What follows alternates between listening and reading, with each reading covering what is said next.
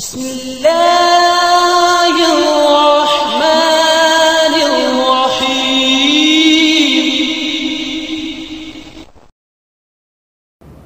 اعوذ باللہ من الشیطان الرجیم یا ایہا النبی انا ارسلناک شاہدا ومبشرا ونذیرا وداعیا الی اللہ بإذنہ وسراجا منیرا۔ عیوب اور نقائص سے پاکیزہ تمام قسم کی حمد و ثنا اللہ وحدہ لا شریک لہ کے لیے، اور درود و سلام شفیع للمذنبین خاتم النبیین رسول کریم رؤوف الرحیم صلی اللہ علیہ وآلہ وسلم کی ذات اقدس پر۔ سامعین محترم، دنیا و آخرت میں کامیابیوں کو حاصل کرنے کے لیے انسان کو سچے دل کے ساتھ نبی علیہ الصلاۃ والسلام کے ساتھ عملی محبت کرنی چاہیے، اور یہ محبت جس قدر اخلاص لگن کے ساتھ ہوگی اسی قدر مطیع فرما بردار اور مسلمان کو اللہ تعالیٰ کا قرب نصیب ہوگا۔ اللہ تعالیٰ نے اپنی محبت کو نبی علیہ الصلاۃ والسلام کی تابعداری کے ساتھ مشروط کر دیا ہے۔ قُلْ إِن كُنتُمْ تُحِبُّونَ اللَّهَ فَاتَّبِعُونِي يُحْبِبْكُمُ اللَّهُ۔ اے میرے نبی، آپ اعلان کر دیجئے کہ اگر تم اللہ تعالیٰ سے محبت کا اعلان کرتے ہو، اظہار کرتے ہو، دعویٰ رکھتے ہو، تو محمد الرسول اللہ صلی اللہ علیہ وسلم کی سچی تابعداری کرو، اللہ تعالیٰ جو ہے وہ تم سے محبت کرے گا۔ اللہ تبارک و تعالیٰ جن لوگوں سے محبت کرتا ہے ان میں پہلا شخص وہ ہے جو نبی علیہ الصلاۃ والسلام سے محبت کرتا ہے۔ اب نبی علیہ الصلاۃ والسلام کی محبت کے کچھ تقاضے ہیں۔ پہلی بات، آپ صلی اللہ علیہ وآلہ وسلم کی سیرت کو پڑھنا اور سننا۔ نبی علیہ الصلاۃ والسلام کی جو سیرت ہے وہ اتنا جامع لفظ ہے کہ جس کے اندر قرآن اور حدیث دونوں شامل ہیں۔ جو دلوں کی سختیاں ہیں یہ بڑی خطرناک حد تک انسان کو تباہ و برباد کر دیتی ہیں۔ دلوں کی سختیاں رشتوں کو توڑ دیتی ہیں، ماں باپ اور اولادوں کو ایک دوسرے سے دور کر دیتی ہیں۔ دلوں کی جو سختیاں ہیں آخرت سے غافل کر دیتی ہیں۔ دلوں کی سختیاں حلال اور حرام کا جو فرق ہے اس کو ختم کر دیتی ہیں۔ دلوں کی سختیاں جو ہیں اس کا نتیجہ کیا ہے؟ غفلت، جانوروں جیسی زندگی، اللہ تعالیٰ کا خوف نہ ہونا، آنکھوں میں آنسوں کا نہ ہونا، اور اپنی مستقل آخرت کی زندگی کی سرے سے فکر ہی نہ ہونا، یہ دلوں کی سختیوں کے نتیجے ہیں۔ دلوں کی سختیوں کو ختم کرنے کے لیے، اللہ تعالیٰ کا خوف پیدا کرنے کے لیے، شریعت کی قدر پیدا کرنے کے لیے، رشتوں کے عزت کو باقی رکھنے کے لیے سب سے مؤثر جو چیز ہے وہ نبی علیہ الصلاۃ والسلام کی سیرت کو پڑھنا اور سننا اور پھر اس پر عمل کرنا۔ یقین جانیے ہر مسلمان کی یہ ذمہ داری ہے کہ اس کے گھر میں جیسے قرآن مجید ہو، حدیث کی کتاب ہو، اسی طرح نبی علیہ الصلاۃ والسلام کی سیرت کی کتاب ہو۔ آپ جب سیرت کو پڑھیں گے آپ کا دل نرم ہوگا، خود بخود آپ کی آنکھوں سے آنسو نکلیں گے، آپ کو اپنے مسلمان ہونے پر فخر ہوگا۔ وگرنہ میں نے بڑے بڑے مذہبی لوگوں کو دیکھا ہے، آزمائش کی جگہ نہیں، عام مسلمان معاشروں میں بڑے بڑے مذہبی لوگ اپنی مذہبی جو شناخت ہے اس کو چھپاتے پھرتے نظر آتے ہیں۔ کبھی ٹوپیاں اتار لی، کبھی رومال اتار لیے، کبھی داڑھی اتار دی، کبھی اس کو سمیٹ لیا۔ تو یہ ایمان کی جو کمزوری ہے، اس کا سب سے مؤثر اور بہترین جو علاج ہے وہ رسول اللہ صلی اللہ علیہ وسلم کی سیرت ہے۔ آپ اس کو پڑھیں، آپ اس کو سنیں، علماء کے ایسے بیان سنیں کہ اللہ تعالیٰ نے جس ہستی کا ہمیں پیدائشی طور پر امتی بنایا ہے وہ اس کائنات میں کتنی انمول، بے مثل و بے مثال شخصیت ہے، اور انہوں نے ہمارے ایمان کے لیے کیا کیا صعوبتیں اور تکلیفیں اٹھائی ہیں، اور ان کی کیا تعلیمات تھیں۔ انسانوں کے بنائے ہوئے جتنے بھی قوانین ہیں، جتنے بھی نظام ہیں، ان سب کو جمع کر لیا جائے، نبی علیہ الصلاۃ والسلام کے اخلاق حسنہ کا عشر عشیر تو بڑی دور کی بات ہے، اس کے ایک جملے اور ایک لفظ کے ساتھ بھی مقابلہ نہیں کیا جا سکتا۔ حضرات، لوگ اقوال زرعی پیش کرتے ہیں، شیخ سعدی کے، شیکسپیئر کے، فلاں کے، لیکن یہ بات یاد رکھ لیے، دنیا کے تمام اقوال زرعی ان کو جمع کر لیا جائے تو نبی علیہ الصلاۃ والسلام کے جو اقوال ہیں، انسانوں کے اقوال کبھی ان کا مقابلہ نہیں کر سکتے۔ حضرات، اسی کے ساتھ ساتھ میں ایک عقیدے کی بات کرنا چاہتا ہوں۔ لوگ ہمارے معاشرے میں، سبحان اللہ والحمدللہ، یہ موبائل بھی بڑی مصیبت ہے، بند کر دیں اس کو، اللہ آپ کو جزائے خیر دے۔ ہمارے معاشرے میں لوگ جادو، جنات، اس کی شکایت کرتے ہیں۔ یہ بات یاد رکھیے، نبی صلی اللہ علیہ وآلہ وسلم کی زبان اقدس سے جادو جنات کے علاج کے لیے جو کلمات نکلے ہیں، دنیا کے تمام تنتر اور منتر ان کا مقابلہ نہیں کر سکتے۔ یہ ایمان ہونا چاہیے کہ جس طرح آپ صلی اللہ علیہ وآلہ وسلم کی شخصیت اعلیٰ ہے، اسی طرح آپ کا جو کلام ہے وہ بھی اعلیٰ ہے۔ جس طرح نبی علیہ الصلاۃ والسلام کی ذات آخری ہے، جیسے ہمارے ہاں کہا جاتا ہے نا، 100 گز رسا تے سرے تے گنڈ تے 100 گلاں دی اکو ہی گل۔ اس کا مطلب کیا ہے کہ میں اپنی گفتگو کا نچوڑ آپ کے سامنے رکھنے لگا ہوں۔ اسی طرح جس طرح نبی علیہ الصلاۃ والسلام کی ذات جو ہے وہ انبیاء و رسل میں سے آخری ہے، اسی طرح نبی علیہ الصلاۃ والسلام کی جو بات ہے وہ بھی حرف آخر ہے۔ اور آپ صلی اللہ علیہ وآلہ وسلم جب خطبہ کہتے ہیں، اور ہر خطیب جب خطبہ کہتا ہے تو وہ کیا کہتا ہے؟ اما بعد فإن خیر الحدیث کتاب اللہ۔ دنیا کا بہترین جو دستور ہے وہ اللہ تعالیٰ کی کتاب ہے۔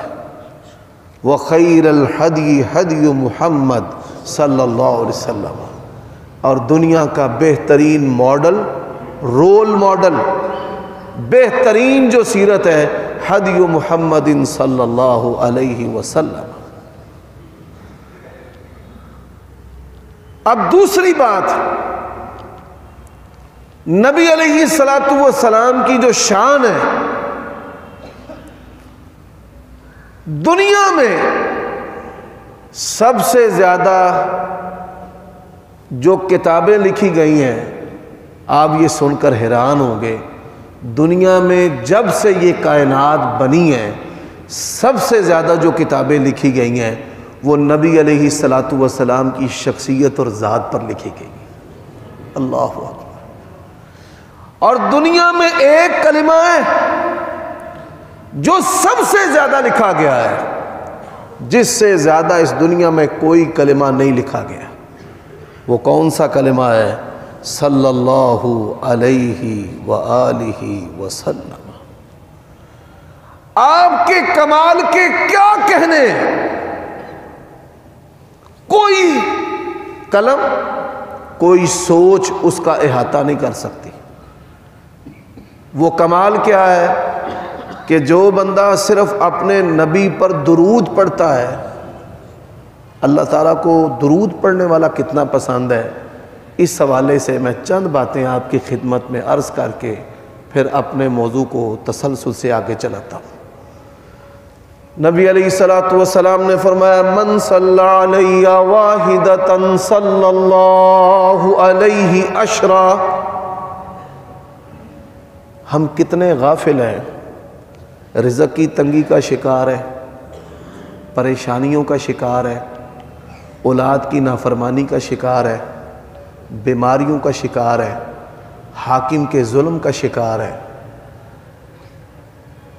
گھروں کی تنگیوں کا شکار ہے، لڑائیوں کا شکار ہے، اور اس کا علاج اللہ اور اس کے رسول نے ہمیں بتایا ہے، اور ہماری اکثریت جو ہے وہ اس سے غافل ہے۔ اور وہ علاج کیا ہے؟ نبی علیہ الصلوۃ والسلام پر درود پڑھنا۔ فرمایا، من صلی علیہ واحدۃ صلی اللہ علیہ عشرا۔ جو بندہ مجھ پر ایک مرتبہ درود پڑھے گا، اللہ تعالیٰ اس پر اپنی 10 رحمتیں نازل کرتا ہے۔ عام رحمتیں نہیں، خاص رحمتیں۔ دوسری بات فرمایا، اللہ تبارک و تعالیٰ اس کے 10 گناہ معاف کر دیتا ہے، کہ جا میں نے تیرے 10 گناہ معاف کیے کہ تو نے میرے نبی پر درود پڑھا ہے۔ اللہم صلی علی محمد وعلی آل محمد۔ ہمارے یہاں سڑکوں پر، چوکوں چوراہوں میں فحاشی پر مبنی جو سلوگن ہیں وہ لکھے ہوتے ہیں۔ چیزوں کو بیچنے کے لیے جو پبلسٹی بورڈز ہیں ان کے اوپر بڑے ذو معنی جملے لکھے ہوتے ہیں۔ جو لوگ حج عمرے پر گئے ہیں، سڑکوں پر بورڈ کیا لکھے ہوئے ہیں؟ الحمدللہ، قل ما شاء اللہ، لا حول ولا قوت الا باللہ۔ اور سب سے بہترین جو جملہ ہے وہ کیا ہے؟ اطر فمک بالصلاۃ علی النبی۔ اپنے منہ کو خوشبودار اگر کرنا چاہتے ہو تو اللہ کے نبی پر درود پڑھنا شروع کر دو۔ اللہم صلی علی محمد وعلی آل محمد۔ تو خاص اللہ تعالیٰ کی 10 رحمتیں نازل ہوتی ہیں، اللہ تبارک و تعالیٰ 10 گناہ معاف کرتا ہے، 10 درجے انسان کے بلند کر دیتا ہے جو بندہ ایک مرتبہ درود پڑھتا ہے۔ حضرات، اس کا چوتھا فائدہ کیا ہے کہ اگر آپ درود پڑھ کر اللہ تبارک و تعالیٰ کی بارگاہ میں اپنی حاجت کو پیش کریں، اللہم صلی علی محمد وعلی آل محمد، پھر آپ کہتے ہیں اللہم ارزقنی، اللہ مجھے رزق عطا کر، اللہم اغفر لی، اللہ مجھے معاف کر دے، ربنا حب لنا من ازواجنا وذریاتنا قرۃ اعین، اے اللہ میری اولاد کو، میری بیوی کو، میری اولاد کو، بیٹوں کو، بیٹیوں کو میرے آنکھوں کی ٹھنڈک بنا دے۔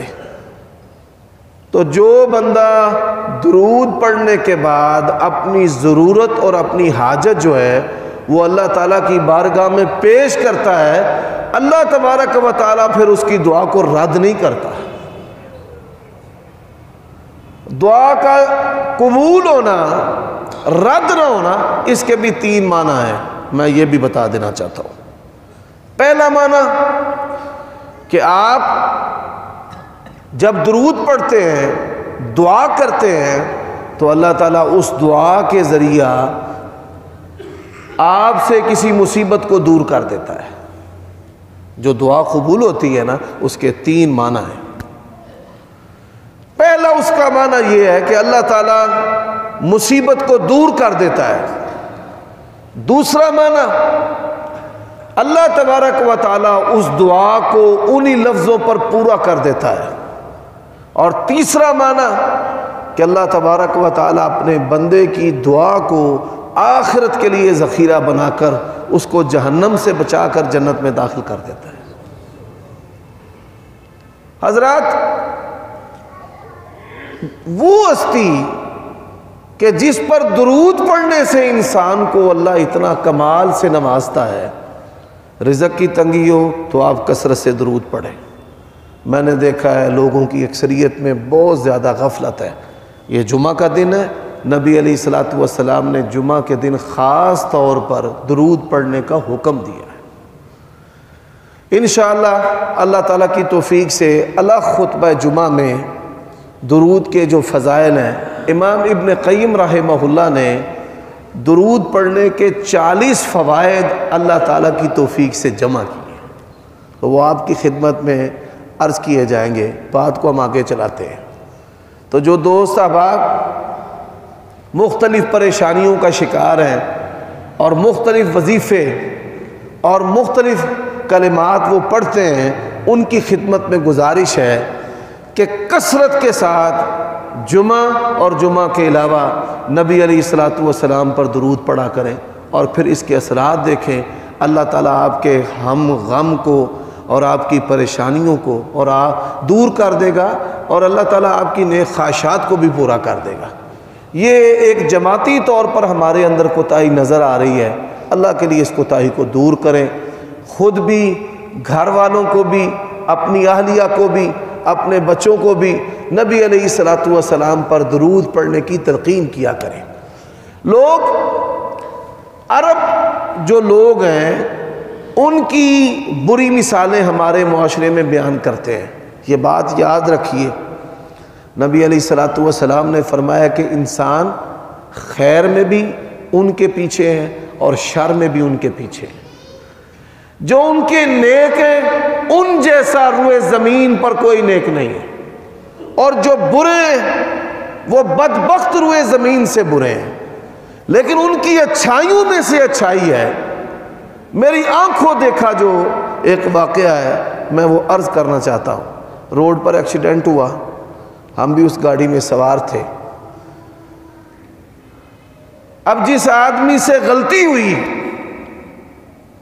وہ بھی گاڑی سے باہر نکلا ہے، اور جس کی گاڑی کا نقصان ہوا ہے وہ بھی گاڑی سے باہر نکلا۔ دونوں میں گفتگو شروع ہو گئی اور ہم دیکھ رہے ہیں۔ جس نے نقصان کیا ہے وہ کہتا ہے قل لا الہ الا اللہ، کہ لا الہ الا اللہ پڑھ، تیرا اور میرا جو رشتہ ہے وہ لا الہ الا اللہ کا ہے۔ یہ خون سے مضبوط رشتہ ہے، بھائی سے غلطی ہو، بیٹے سے ہو، لوگ معاف کر دیتے ہیں۔ تیرا میرا رشتہ جو ہے وہ لا الہ الا اللہ کا ہے۔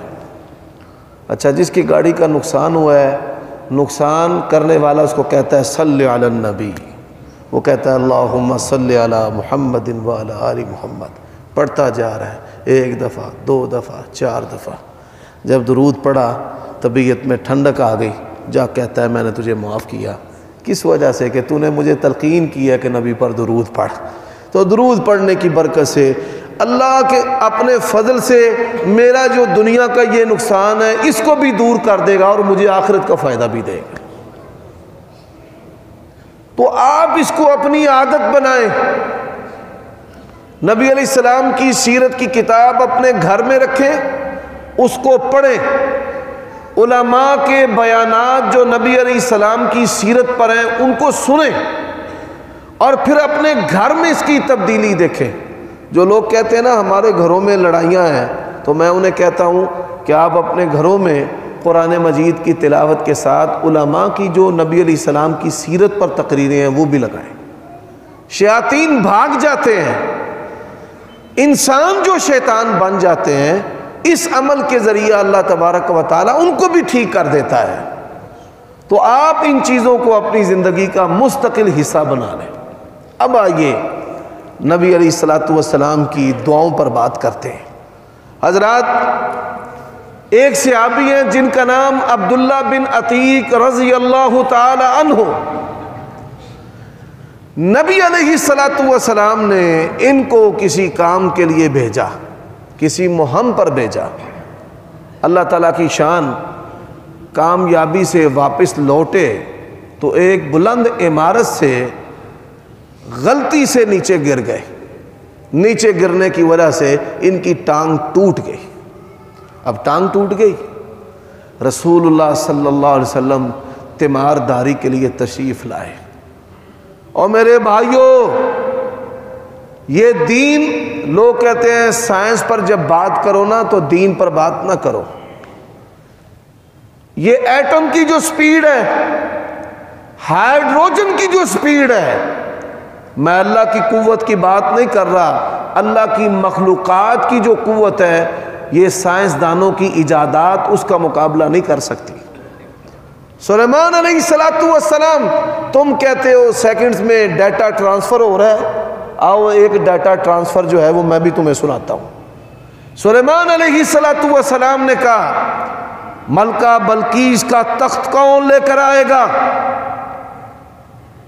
ایک جن نے کہا کہ جتنا وقت قدم اٹھانے میں لگتا ہے، کتنا وقت لگتا ہوگا؟ 10 سیکنڈ لگتے ہوں گے، 20 سیکنڈ لگتے ہوں گے، 30 لگتے ہوں گے۔ قدم اٹھانے میں جتنی دیر لگتی ہے، اتنی دیر میں بلقیس کا تخت وہاں سے اٹھا کر آپ کے سامنے پیش کر دوں گا۔ وَقَالَ الَّذِي عِندَهُ عِلْمٌ مِّنَ الْكِتَابِ، آپ نے جس رب کو مانا ہے، كُلَّ يَوْمٍ هُوَ فِي شَأْنٍ، یہ کافروں کی سپیڈ، یہ ہمارے خالق نہیں، اس کی مخلوق کا بھی مقابلہ نہیں کر سکتی۔ دوسرے نے کہا، حضرت اس نے تو بڑا ٹائم بتایا ہے، آنکھ جھپکنے میں نینو سیکنڈ لگتے ہیں۔ یہ اتنی تیز رفتاری سے انسان اپنی آنکھیں جھپکتا ہے کہ سینکڑوں مرتبہ آنکھیں جھپکنے کے باوجود ہمیں پتہ ہی نہیں ہوتا کہ ہم نے کتنی مرتبہ اپنی آنکھیں جھپکی ہیں۔ آنکھ جھپکنے میں جتنی دیر لگتی ہے نا، اتنی دیر میں آپ کا جو تخت ہے نا وہ آپ کے سامنے لا کر پیش کر دوں۔ سرجری میں بڑی جدت آ گئی ہے، ڈاکٹر دماغ کھول کر علاج کر رہے ہیں، سینہ کھول کر علاج کر رہے ہیں، ہڈیوں کو راڈ، لوہے کی پتریاں اور تاریں ڈال کر جوڑا جا رہا ہے، پر یہ ساری سائنس جہاں تک مصطفیٰ کا مبارک ہاتھ گیا ہے وہاں تک یہ پہنچ سکتے نہیں۔ عبداللہ بن عتیق رضی اللہ تعالیٰ عنہ کہتے ہیں، پنڈلی ٹوٹ گئی، موچھا پڑ گیا، جیسے لٹک جانا ہوتا ہے، پنڈلی جو ہے وہ ٹوٹ گئی تو کیا ہوا؟ سبحان اللہ و بحمدہ۔ میرے بھائیوں، نبی علیہ السلام نے اپنا دست مبارک پھیرا، یا اللہ یہ تیرا بندہ ہے، تیرا نبی تجھ سے گزارش کرتا ہے، اس کو شفا دے دے۔ رسول اللہ نے ہاتھ پھیرا، فرمایا اٹھ چل۔ اب میں ڈر گیا کہ میری ٹانگ جو ہے وہ ٹوٹی ہے، میں کیسے اٹھوں اور چلوں، لیکن مصطفیٰ علیہ السلام کا حکم تھا۔ فرماتے ہیں، لوگ بیان کرتے ہیں، خود بیان کرتے ہیں، بوڑھے ہونے کے باوجود پورا بدن بوڑھا تھا، جس پنڈلی کو مصطفیٰ کے ہاتھ نے جوڑا تھا وہ پنڈلی ویسی کی ویسی جوان تھی۔ یہ نبی علیہ السلام کا مبارک ہاتھ ہے۔ حضرات، صحابہ فدا تھے، فدائیوں کی طرح فدا تھے۔ جابر ابن عبداللہ رضی اللہ تعالیٰ عنہ، ان کا شمار بڑے جلیل قدر صحابہ میں ہوتا ہے۔ روایت کرندہ ہے جابر سہانا، میں ایک راتی دتھا محمد پیارا، چنو چودویں سی تے کوئی کوئی ستارہ، میں دوواں نو ویکھاں دوبارہ دوبارہ، خدا دی قسم چن مدم نظر آیا، محمد دا چہرہ ود نظر آیا۔ سب پڑھیں صلی اللہ علیہ وآلہ وسلم۔ صحابہ کرام نبی علیہ السلام کا حسن بیان کرتے تھے۔ ایک کہتا ہے چاند ہے، دوسرا کہتا ہے نہیں، تو نے انصاف نہیں کیا، چاند کا تو چہرہ صاف نہیں ہے اور مصطفیٰ کا چہرہ شفاف ہے۔ صحابہ کرام، دوسرا صحابی کہتا ہے کہ نہیں، نبی علیہ السلام کا جو چہرہ ہے وہ تلوار کی دھار، چمکدار چیز جب فضا میں اٹھتی ہے لشکار پیدا ہوتا ہے، کوئی تلوار کہے کوئی تلوار دی لشکار کہے، میں چن کہاں انصاف نہیں، چن دا تے چہرہ صاف نہیں۔ اور پھر کوئی کہتا ہے کہ نبی علیہ السلام کا جو چہرہ ہے وہ سورج کی طرح ہے۔ اتنا حسین و جمیل اللہ نے انسان اس کائنات میں پیدا ہی نہیں کیا۔ جو مصافحہ کرنے کے لیے آیا ہے وہ اپنا ہاتھ سونگھتا رہ گیا ہے کہ ہاتھ ملایا ہے تو ریشم کی طرح ہاتھ نرم، اور جب ملا کر ہٹایا ہے تو ہاتھوں سے کستوری کی طرح خوشبو آتی ہے۔ تو جابر ابن عبداللہ، ان کو اس وجہ سے بھی شان حاصل ہے کہ انہوں نے نبی علیہ السلام کے حسن و جمال کو بھی بیان کیا ہے۔ جابر ابن عبداللہ کہتے ہیں میرے والد جو ہیں وہ شہید ہو گئے، قرض لینے والے لوگ تھے، نبی علیہ السلام کے پاس آیا، یا رسول اللہ قرض لینے والے بہت زیادہ ہیں اور میرا مال، میرے باپ کا جو مال ہے، جو پیداوار ہے، جو کھجوریں ہیں وہ اتنی ہیں کہ میں کسی ایک بندے کا بھی قرض ادا نہیں کر سکتا۔ رسول اللہ صلی اللہ علیہ وسلم نے کہا کہ سل التخفیف، ان سے تخفیف کا مطالبہ کر کہ بھائی کچھ لے لو اور کچھ چھوڑ دو۔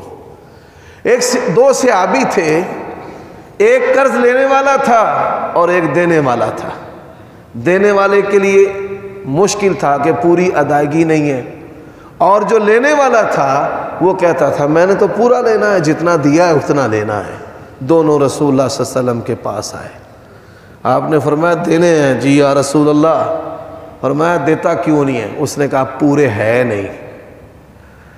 آپ نے فرمایا تو نے لینے ہیں کتنے؟ اتنے لینے ہیں۔ نبی علیہ السلام نے ہاتھ سے اشارہ کیا کہ آدھے چھوڑ دے، ہاتھ سے اشارہ کیا آدھے چھوڑ دے۔ اس نے کہا یا رسول اللہ حکم ہو گیا۔ فرمایا چل تو آدھے دے دے۔ راضی ہے؟ جی بہت راضی۔ فرمایا تخفیف کا مطالبہ کر، ان سے کہہ چھوڑ دے۔ کہنے لگے یا رسول اللہ ان میں بڑے یہودی قرض لینے والے جیسے بنیا ہے، ہندو بنیا، وہ تو مجھے نہیں چھوڑ رہے، وہ تو کہتے ہم نے تو پورے لینے ہیں، بالکل نہیں چھوڑنے۔ فرمایا پھر پریشان نہ ہو، نہیں چھوڑتے تو اس کا بھی علاج ہے، جب تیرا پھل اتر جائے ترنت سیدھا میرے پاس آ جانا۔ وہ کہتے ہیں میں سیدھا نبی علیہ السلام کے پاس آیا، فرمایا بلا جتنے بھی قرض لینے والے ہیں آ جا۔ وہ جتنے بھی قرض لینے والے تھے وہ سارے کے سارے آ گئے۔ فرماتے ہیں نبی علیہ السلام نے وہ پڑوپا جڑا ہے ماپنے کا جو آلہ ہے وہ پکڑ لیا، لینے والے بھی آ گئے۔ مال اتنا تھا، پھل اتنا تھا، قرض ایک کا ادا نہیں ہو سکتا تھا، سب کا جتنا جتنا قرض تھا اتنا اتنا قرض اللہ کے نبی نے اپنے ہاتھوں سے ادا کیا، اور اللہ کی قسم ہے پھل میں کمی نہیں آئی۔ فرماتے ہیں اگر پورا مدینہ بھی میرے باپ سے قرض لینے والا ہوتا تو اللہ کے نبی کا ہاتھ بانٹ رہا تھا، پورا مدینہ بھی لینے کے لیے آ جاتا تو اس دن کوئی کمی واقع نہیں ہوتی تھی۔ تو یہ نبی علیہ السلام کی عظیم شخصیت ہے۔ حضرات، میں نے آپ کو گزشتہ خطبہ جمعہ میں ایک واقعہ سنایا تھا ایثار کا، کہ آج سگے بھائی پھٹ جاتے ہیں، نفرتیں پیدا ہو جاتی ہیں، بیویوں کے ذریعہ، ان کے ذریعہ شیطان ان سے یہ کام لیتا ہے کہ ہر بندہ دوسرے کا حق کھانے کی کوشش کرتا ہے، یا کم از کم کہ میرے پورے کے پورے نکل آئے۔ صلہ رحمی اور ایثار ایک ایسی چیز ہے جو انسان کی عمر میں رزق میں برکت دینے والا عمل ہے۔ وہ دو شریک تھے، بوڑھا جوان کے ڈھیر میں غلہ ڈال رہا ہے، وہ اس کے ڈھیر میں غلہ ڈال رہا ہے۔ غلہ تو تھوڑا تھا کہ وہ کچھ ہی دیر میں اٹھا لیتے، لیکن اس عمل کی وجہ سے وہ ساری رات غلہ اٹھاتے رہے اور غلہ ختم نہیں ہوا۔ حضرت ابو ہریرہ رضی اللہ تعالی عنہ، علماء کرام، یہ بات علماء کے لیے، پیٹ کے لیے دین فروشی بہت بڑا جرم ہے۔ اللہ نے قرآن مجید میں کہا ہے اِنَّ كَثِيرًا مِّنَ الْأَحْبَارِ وَالرُّهْبَانِ لَيَأْكُلُونَ أَمْوَالَ النَّاسِ بِالْبَاطِلِ، باطل طریقوں سے لوگوں کا مال کھانا۔ ہم نے روحیں بخشانی ہیں، تمہارے دادا ابو آئے تھے، تمہاری ماما آئی تھی، ان کو جوتا دینا ہے، ان کو کپڑے دینے ہیں، پھر یہ تویز دھاگے کا نظام، پھر یہ فتویٰ فروشی کا نظام، اور پھر دنیاوی عہدوں کے یہ وزارتوں کے لیے، دنیاوی عہدوں کے حصول کے لیے اسلام پر کمپرومائز کر جانا، یہ ساری چیزیں کسی بھی بندے سے چھپی ہوئی نہیں ہیں۔ لیکن یہ بات یاد رکھو، جن ہستیوں نے تمہاری روٹی کا انتظام کیا ہے، انہوں نے بھوکے کاٹ کر تمہاری روٹی کا انتظام کیا ہے۔ نبی علیہ الصلوۃ والسلام اور صحابہ کرام، حضرت ابو ہریرہ رضی اللہ تعالیٰ کہتے ہیں غربت تھی گھر میں اتنی کہ کھانے کے لیے کچھ نہیں تھا، پینے کے لیے کچھ نہیں تھا۔ بازار میں حضرت عمر ملے، کہا قرآن مجید کی ایک آیت ہے وَيُطْعِمُونَ الطَّعَامَ عَلَىٰ حُبِّهِ مِسْكِينًا وَيَتِيمًا وَأَسِيرًا إِنَّمَا نُطْعِمُكُمْ لِوَجْهِ اللَّهِ لَا نُرِيدُ مِنْكُمْ جَزَاءً وَلَا شُكُورًا۔ اس کی تفسیر کیا ہے؟ حضرت عمر کی بات کر رہا ہوں، انہوں نے کہا اس کی تفسیر ہے اللہ تعالیٰ نے غریبوں مسکینوں کو جو کھانا کھلانے والے ہیں ان کی تعریف کی ہے کہ وہ اللہ کے پسندیدہ بندے ہیں، اہل ایمان ہیں۔